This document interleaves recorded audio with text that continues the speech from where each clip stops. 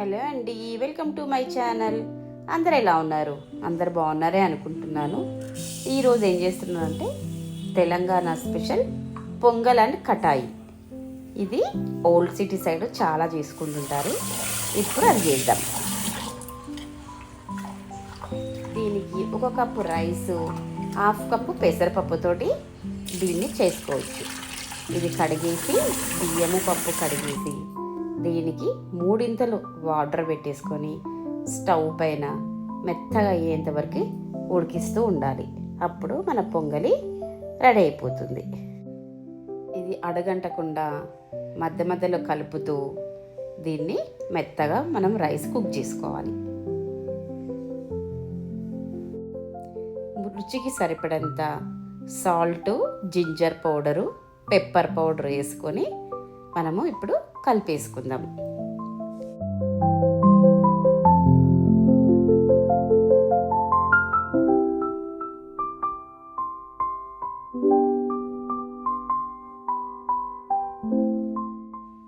Stove పైన వేరొక కడాయి పెట్టుకొని దానిలో 4 స్పూన్ల నెయ్యిని వేసుకొని వేడి చేసుకుందాం.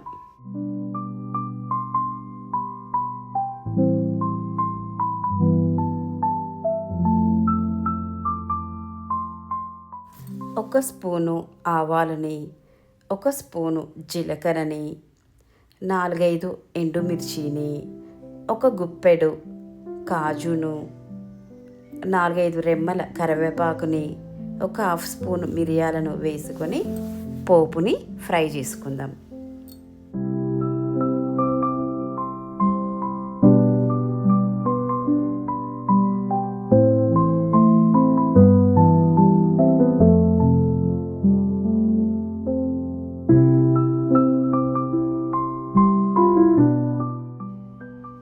ఈ డిష్ని రంజాన్ మాసంలో ముస్లిమ్స్ ఈ కటాయి పొంగల్ని ఎక్కువగా చేస్తూ ఉంటారు. వాళ్ళకి లైట్ ఫుడ్ కోసము దీన్ని ప్రిపేర్ చేస్తూ ఉంటారు అన్నమాట.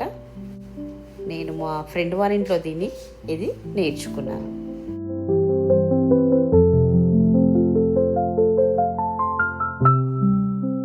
ఇప్పుడు కటాయి ప్రిపరేషన్ చేద్దాము. ఇది చాలా బాగుంటుంది.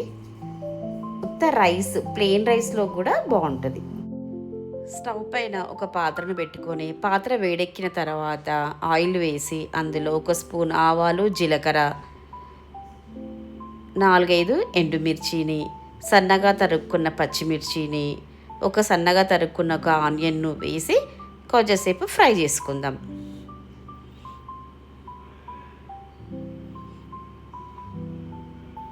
తర్వాత ఒక గుప్పెడు కరివేపాకును కూడా వేసి కొంచెంసేపు ఫ్రై చేసుకుందాం.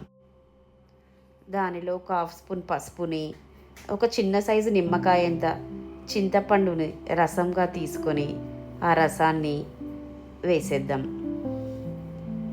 రుచికి సరిపడేంత సాల్ట్ను, ఒక చిన్న ముక్క బెల్లంను వేసి కొంచెంసేపు మరలనిద్దాం.